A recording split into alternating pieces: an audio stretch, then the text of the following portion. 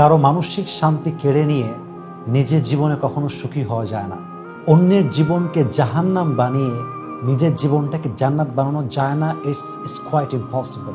আল্লাহর না একটা ন্যাচার আছে, যদি আপনি কারো জীবনের শান্তি কেড়ে নেন, আল্লাহ আপনার শান্তি কেড়ে নেবে। যদি আপনি কারো মনকে অকারণে ভেঙে দেন, আপনার মনটা কেউ না কেউ অন্যায়ভাবে ভেঙে চুরে চূর্ণ বিচূর্ণ করে দিবে। ভাইরে, বান্দার হক বড় সেন্সিটিভ।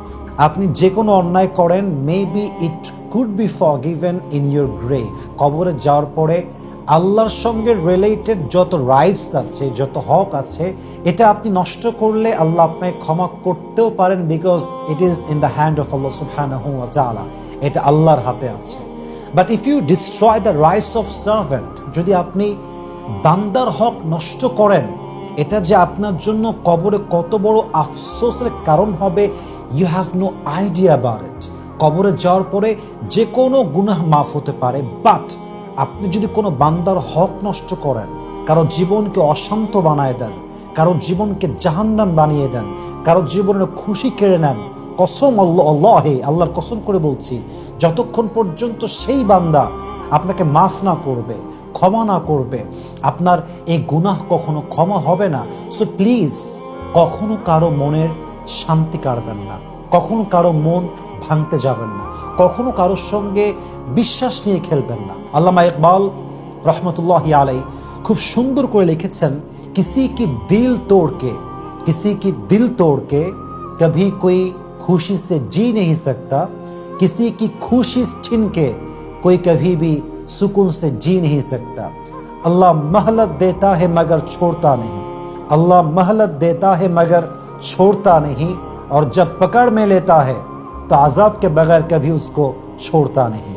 উনি বলেন যে কারো মন ভেঙে দিয়ে কেউ কখনো তার নিজের মনের শান্তি খুঁজে পায় না, কখনো কারো খুশি কেড়ে নিয়ে সে তার নিজের জীবনে খুশি হতে পারে না। এবং আল্লাহ যখন দেখে যে আমার একজন বান্দা, সে অনেস্ট, সে লয়াল, সে কারোর সঙ্গে চিট করছে না, কারো মন সে ভাঙছে না, কাউকে আজাব সে দিচ্ছে না, কারো মনের অশান্তির কারণ সে হচ্ছে না, অথচ প্রতিনিয়ত তাকে মানুষ কষ্ট দিচ্ছে, তাকে মানুষ আঘাত দিচ্ছে, একটা সময় গিয়ে আল্লাহ তাআলা সেই বান্দার সামনে সবার চেহারার যেই মুখোশ আছে এটাকে রিভিল করে দেয়, এটাকে উন্মোচিত করে দেয়, এবং সে বুঝতে পারে কে আমার আপন, কে আমার পর। এবং আল্লাহ যখন বিশ্বাসঘাতককে আজাব দেয়, আল্লাহ যখন আজাবে নিয়ে আসে, আল্লাহ তখন কাউকে আর ছাড় দেয় না।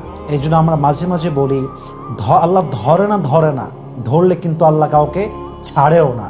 এই জন্য মেহেরবানি করে যদি পারেন মানুষের মনের শান্তির কারণ হবেন, যদি পারেন কারো জীবনে শান্তির কারণ হয়ে আগমন করবেন, কারো জীবন নিয়ে খেলবেন না, কারো বিশ্বাস নিয়ে খেলবেন না, কারো ভরসাকে ইস্যু করে ব্যবসা করতে যাবেন না। মাথায় রাখবেন, কেউ না দেখলেও আল্লাহ আপনাকে দেখছেন। মাজলুমের দোয়া এবং আল্লাহর যে আরশ আছে, এর মাঝে কোনো দেওয়াল নাই। মাজলুমের দোয়া একদম সোজা আল্লাহর আরশে আজিমে গিয়ে নক করে। এই দোয়াটা কখনো খালি হাতে ফিরে আসে না। এই জন্য this is the message for everyone, and I am being very humble about it.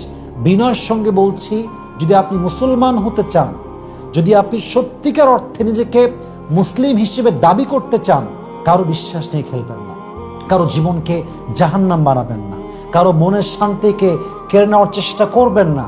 যদি পারেন কারো ইসমাইলের কারণ হবেন, যদি পারেন কারো মনের শান্তির কারণ হবেন, যদি পারেন কারো জীবনে একটা সুন্দর মানুষ হয়ে আগমন করার চেষ্টা করবেন। আল্লাহ আমাদের সবাইকে মানা বোঝা এবং আমল করার তৌফিক দান করুক। আসসালামু আলাইকুম ওয়া রাহমাতুল্লাহি ওয়া বারাকাতুহু।